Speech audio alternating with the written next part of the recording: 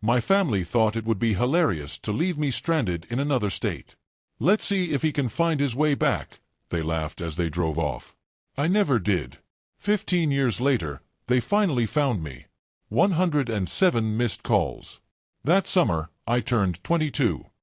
It was supposed to be just another regular summer, working at my dad's hardware store for a paycheck, living at home because college wasn't practical, according to my dad, Robert, and being the family punching bag for my golden child brother, Nathan. We weren't exactly poor, but we definitely weren't the type to take trips to Disney World. So when Robert announced we were going on a family road trip to my uncle's wedding in Colorado, I should have known something was off. 3 days into that nightmare trip, I was already wishing I'd faked an excuse to stay home. Dad and Nathan took turns tormenting me. Mom, Margaret, would occasionally say, "That's enough," in her weak voice, but we all knew it was just for show. Let me explain about my family. Robert wasn't your average dad. He'd wake you up at 3 a.m. yelling about some chore you forgot. He'd throw your stuff away if it was in his way.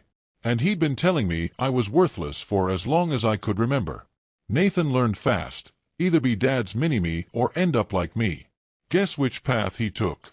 One morning, we stopped at some random rest area in Colorado. Nothing around but fields, mountains in the distance, and a sad little bathroom building with vending machines. I'd been sleeping in the back of our Suburban and needed to stretch and use the bathroom. Dad and Nathan were laughing about something. Mom was checking her makeup in the visor mirror. I remember exactly what I wore, a faded Metallica t-shirt, jeans with a hole in one knee, and my beat-up Vans. I didn't bring my phone, it was charging in the car. Didn't take my wallet either, why would I? We were in the middle of nowhere, and I just needed a quick bathroom break. 10 minutes, maybe less, that's how long I was in that bathroom. When I stepped outside squinting in the Colorado sun, the parking spot was empty. Our dark green Suburban was gone. At first, I thought they were messing with me, so I walked around the whole rest stop. Nothing. That's the thing about betrayal from your own family, it hits different. I sat on the curb for an hour, telling myself they'd come back. People passed by, some gave me weird looks. A trucker asked if I was okay. I lied and said I was waiting for my girlfriend in the bathroom. He nodded and left. By hour 2, that cold feeling settled in my gut. They weren't coming back. I thought about borrowing someone's phone to call them, beg them to come get me. But as I was about to ask a mom with 2 kids, something stopped me. Memories flooded back, every humiliation, every time they laughed at me, every joke that was really just cruelty. I could almost hear them, Nathan saying, "Bet he's crying right now. Dad, he'll figure it out if he's not as dumb as he looks." Mom's weak protests that never actually helped. So I asked that mom to use her phone. But I didn't call my family. I called information and got the number for a shelter in Grand Junction, 40 miles away. Then I asked her if she could give me a ride to town, told her my family had an emergency but would send someone later. She hesitated but agreed. I must have looked harmless enough. That first night at the shelter was a reality check. I had nothing, no ID, no money, no contacts. The shelter guy, Dave, let me use their computer to look up my uncle's wedding address. I thought maybe I'd go to the wedding, find my family there. But then I stopped and asked myself, why? Why chase after people who left me on the side of the road for laughs? Instead, I created a new email, looked up emergency ID replacements, Googled cash jobs, and made a plan. 2 days later, I was washing dishes at a little diner called Sunny.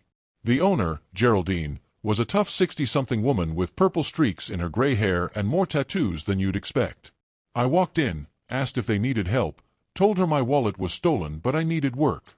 She looked me over and said, "Dishwasher quit yesterday. You steal from me, you're dead. Start now." That's rock bottom. You can only go up from there. I worked doubles for a week, slept at the shelter, wore donated clothes. Dave helped me start the ID replacement process by contacting Vital Records back home. I got a cheap pay-as-you-go phone with my first paycheck. 7 days after they left me, my phone rang, unknown number. It was my mom, voice shaking. "Where are you? Are you okay? We've been looking everywhere." It was supposed to be a joke. Double. They waited 20 minutes down the road, came back, and couldn't find me. Triple. I heard her panic, the fake concern. In the background, Dad told her to tell me to stop being dramatic and get to Uncle Rick's. Nathan laughed. Salvador, say something. We've been worried. That cold feeling was gone. Now I had clarity. They wanted to see if I could make it alone. I said, steady and calm, so watch me. I hung up, blocked their number, then every family number I could remember. Next day, I went to Verizon and changed my phone number completely. 27 missed calls before I changed that number. I imagine they got more and more pissed when they realized their punching bag wasn't coming back. A month later, I had my own little studio apartment above a laundromat. It was tiny and always smelled like fabric softener, but it was mine.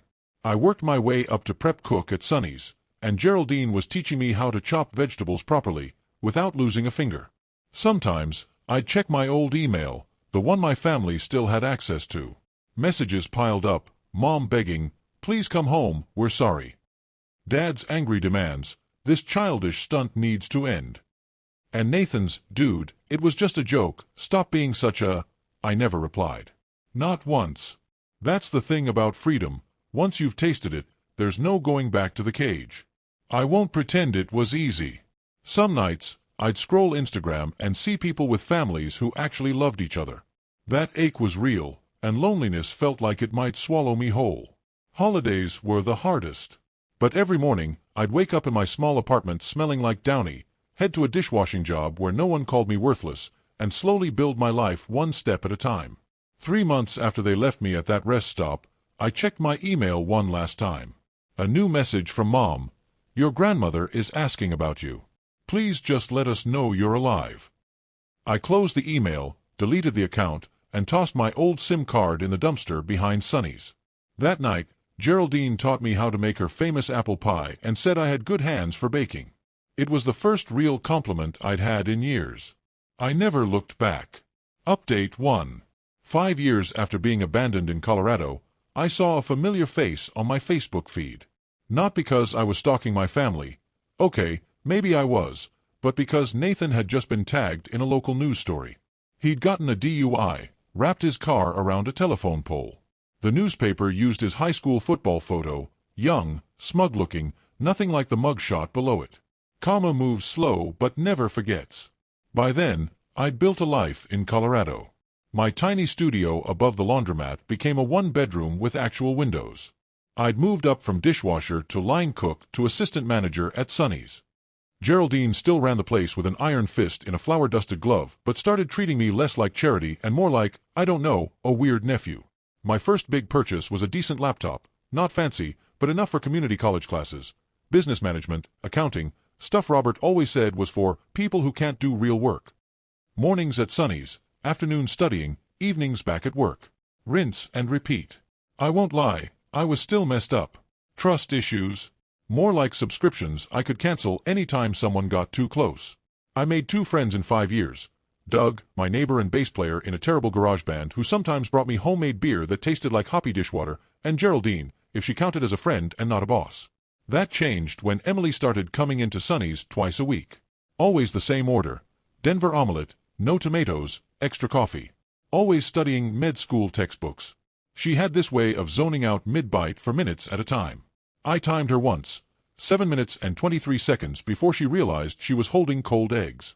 4 months of me bringing coffee refills before she actually looked up and noticed me. Her eyes widened a little, and she joked my name tag was spelled wrong. It wasn't, but it became our silly little thing. Every visit, I'd wear a different wrong name tag. She'd call me out. I'd act surprised. Dumbest flirting ever, but it worked. Our first date wasn't even planned as one. Her study group bailed last minute. She had a reservation at a popular pizza place, and I just happened to be wiping down the counter when she got the cancellation text. Next thing I knew, we were sitting across from each other at Antonio's, awkwardly realizing this looked exactly like a date. 6 months later, she moved in with me. A year after that, we got a bigger 2-bedroom apartment. Nothing fancy, but with a working toilet and neighbors who didn't practice bass solos at 2 a.m. Meanwhile, I kept tabs on my family through fake accounts. Not proud of it, but there it is. Dad's hardware store struggled after Home Depot opened. I saw him ranting in local Facebook groups, his posts getting more desperate and bitter. Mom's social media became a shrine to family. Constant throwbacks of happy photos, posts about missing her boys, plural, never mentioning me. Nathan bounced through jobs, posting vague stuff about haters and new chances, the classic social media smokescreen for someone spiraling. 3 years in, Geraldine pulled me aside and asked if I'd run a new Sonny's location on the other side of town. Not own it, but run it. I didn't sleep that night. Thought it was a joke or test. People like me didn't get chances like that. Robert made sure I believed that. But I said yes, because Emily, half asleep beside me, mumbled I'd be stupid not to. Because Doug, through a haze of weed smoke, said, "Duh, you basically run the original place already." Because Geraldine wasn't Robert. She never made me feel worthless. Sonny's East opened 6 months later. Smaller, different menu, my menu. I worked 90-hour weeks, lost 10 pounds I couldn't afford, fought with Emily about never being home, came home to passive-aggressive post-its more than once. But it worked. People came and came back. The food and vibe were good. We weren't rich, but we were making it. For years after being abandoned, I helped Emily with her med school loans. Not all of them, but enough to make a dent. She cried when I showed her the payment confirmation. Real crying, not movie tears. I'd never felt more real. Then my grandmother died. I found out on Facebook. Mom posted a long tribute with 1,000,000 heart emojis. Grandma Rose was the only one who ever stood up to Robert, the only one who saw me. She used to slip me $20 bills, telling me to save them for my escape. I think she meant college. Turns out, it was more literal. I thought about going to the funeral, even looked up flights. Emily said she'd come with me, hold my hand through the awful reunion. Doug offered his beat-up hatchback. Geraldine just shrugged and said, "Dead people don't know if you're there, so do what brings you peace." I didn't go. Instead, I sent flowers, a generic arrangement signed, Jake, no note, no return address. The social media explosion was immediate. Mom posting about signs from beyond, Nathan making cryptic comments about prodigal sons, Dad silent, but I imagined the storm behind closed doors. A week later, I got a friend request from a profile with no posts or friends. I almost deleted it until I saw the message. "Jake, it's Uncle Rick. Your mom gave me your old email, but it bounced back. Are you okay? We've been worried. Your dad's been asking around about you." I blocked it that night.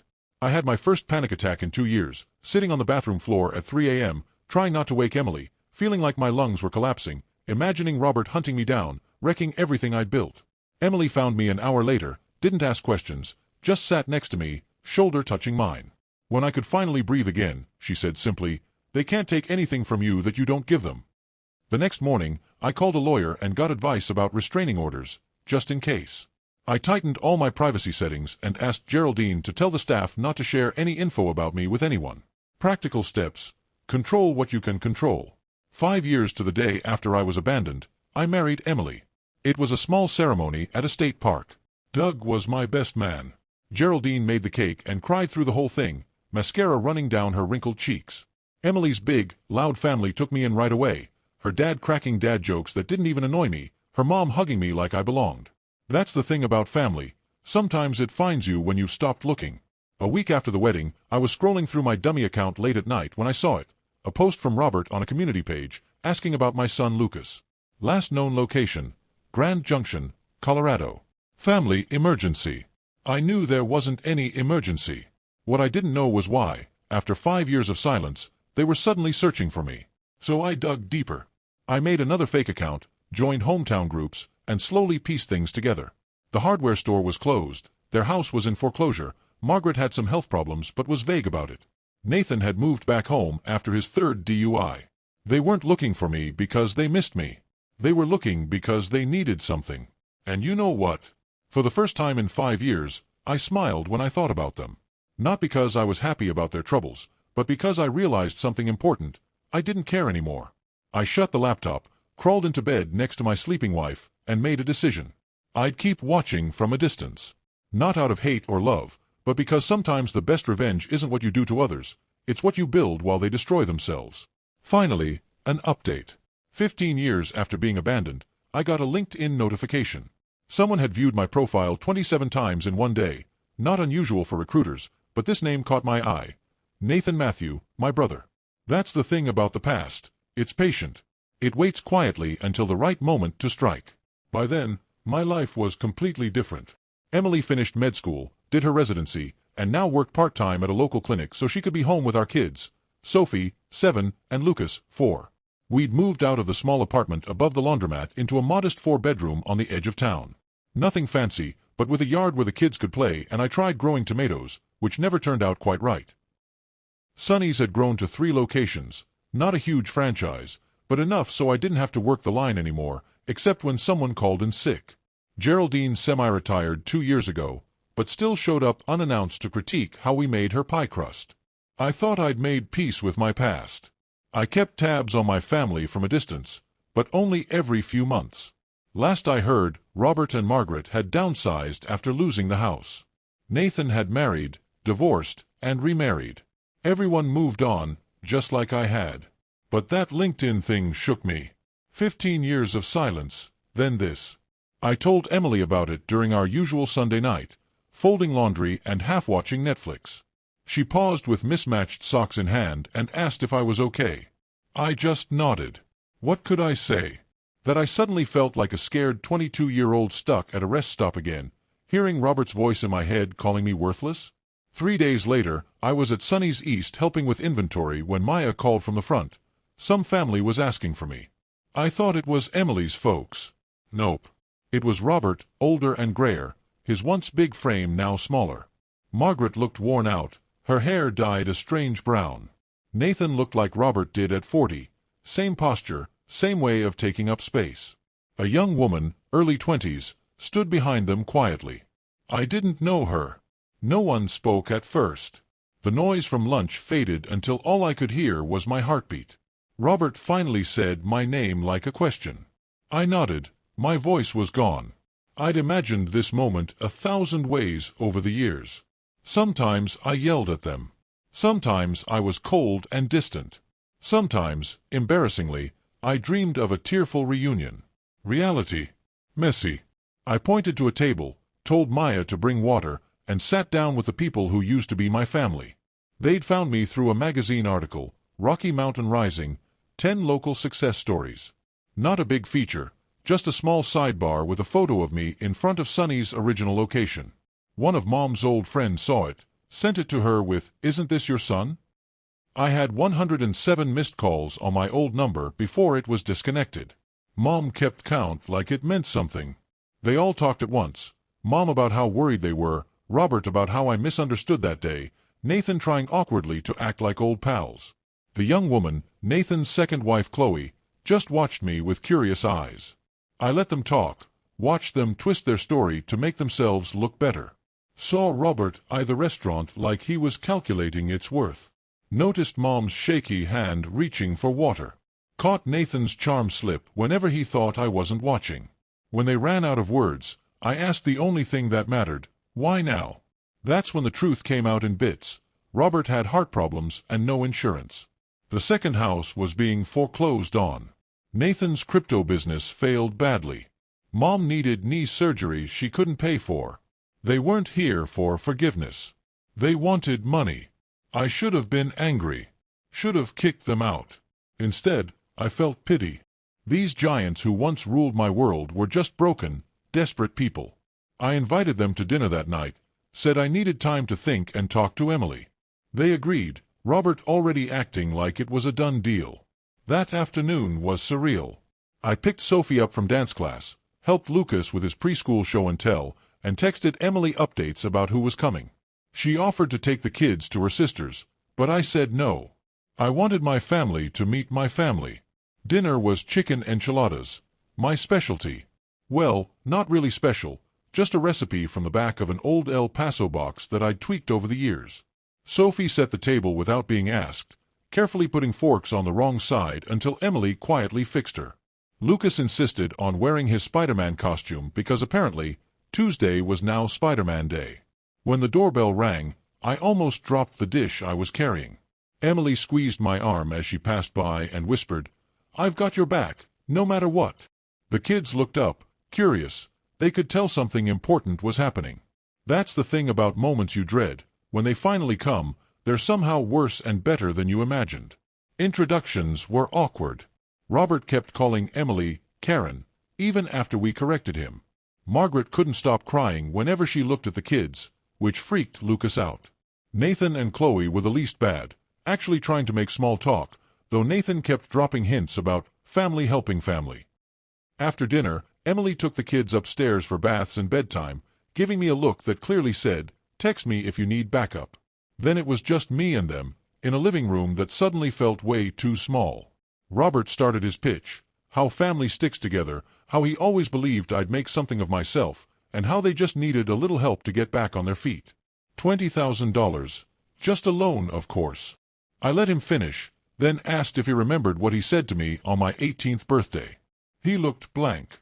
So I reminded him, "At least you can't disappoint me anymore once you're not legally my problem."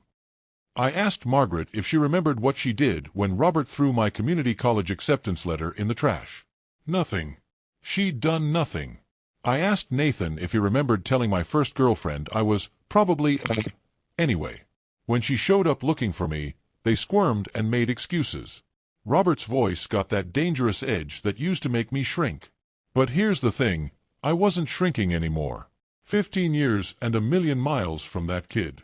I went to my office, came back with an envelope, and handed it to Robert.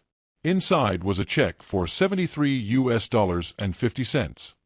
He looked at it, confused, and asked what it was supposed to mean.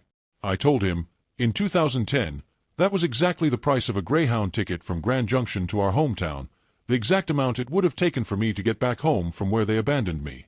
Silence. Then Robert exploded, calling me ungrateful and selfish, saying I'd always been a disappointment. The greatest hits of my childhood, all over again. I didn't argue or shout.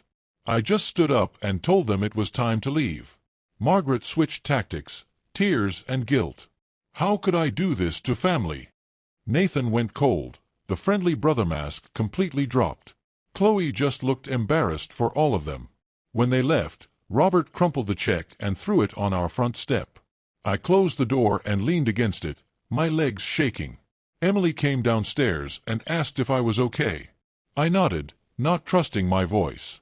We cleaned up the dishes in silence, checked on the kids, and got ready for bed like any other night. As I set the security system, I pulled up the front door camera on my phone. They were still in the driveway, arguing, Robert gesturing wildly, Margaret crying, Nathan staring at our house with a look I know too well, envy mixed with hate. Finally, they got into their rental car and drove away. I never saw or heard from them again. Don't expect I ever will. That chapter is closed. That's the thing about revenge. The best kind isn't something you do. It's something you live. Every happy moment with my kids. Every inside joke with Emily. Every quiet Sunday morning with nothing to fear. Every ordinary day in a life built on my terms. I never made it back home. I did something better. I built one.